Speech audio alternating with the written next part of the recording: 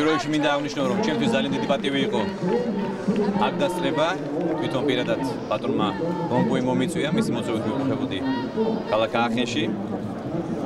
ძალიან მნიშვნელოვანი ღონისძიება იყო და ეს კიდევ ერთხელ ადასტურებს იმას, რომ ჩვენ გვაქვს ძალიან მტკიცე, ძალიან დიდი მხარდაჭერა ევროკავშირისგან, ევროპის საბჭოსგან და პირადად პატრონ რომბუისგან, ასე რომ ჩვენ კიდევ ერთხელ ულოცავთ პატრონ რომბუის ამ ძალიან მნიშვნელოვან პრიზს. რაც შეეხება მერკელთან შეხვედრას და საკითხებს, რომელიც ბავშვის ფარგლებში იყო დასმული თქვენს. გუშინ სამი ქვეყნის პრემიერ-მინისტრი, ესე იგი საქართველო, უკრაინა და მოლდოვა შევხვდით ქალბატონ მერკელს.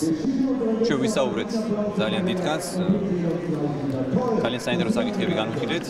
ასევე მინდა შეგახსენოთ, რომ 2 ივნის მე ოფიციალურ ვიზიტით ისე ვბრუნდები გერმანიაში და მექნება შეხვედრა გაფართოებული ფორმატით. მე ჩამოდივარ თავრობის წევრებთან ერთად, ასევე პარლამენტის ვიცე-სპიკერი იქნება ჩემთან ერთად. და ჩვენ გვექნება ეს არის კიდევ ერთხელ დადასტურება იმისა, რომ გერმანიას აქვს სურვილი რომ გააღრმოს ურთიერთობა ჩვენს ქვეყანასთან. სამწუხაროდ მანამდე ეს გარკვეული პაუზა არსებობდა, გარკვეული ვაკუუმი არსებობდა ჩვენს ურთიერთობებში და ჩვენ ძალიან ვგრძნობთ ამ მხარდაჭერას, რომელიც მომდინარეობს გერმანიის რესპუბლიკიდან პირადად ქალბატონ მერკელისგან.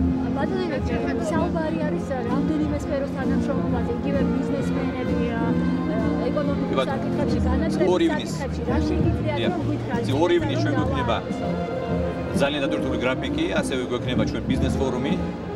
იცით რომ რამდენიმე თვის წინ, მაშინ როცა მიუნხენის კონფერენციაზე ვიმყოფებოდი, მაშინ მე შევხვდი ბიზნეს წარმომადგენლებს და სწორედ მათი ინიციატივით და ქალბატონ მერკელის მხარდაჭერით გაიმართება ბიზნეს ფორუმი და ჩვენ მიმოვიხილავთ საინტერესო ზიანდებებს, როგორ უნდა გააქტიუროთ, როგორ უნდა, ასე ვთქვათ, მოვიძიდოთ გერმანული ინვესტიციები საქართველოში.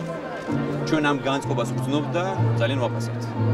და ამას გარდა ჩვენ დაგეგმილი გვაქვს სხვა სფეროში თანამშრომლობა, იქნება ეს განათლება, თუნდაც პროფესიული სასწავლებლების განვითარების მიმართულებით გერმანიას აქვს საუკეთესო გამოცდილება და ჩვენ ამ გამოცდილების გადმოღება გვსურს და დანერგვა ჩვენს ქვეყანაში. დიდი მადლობა.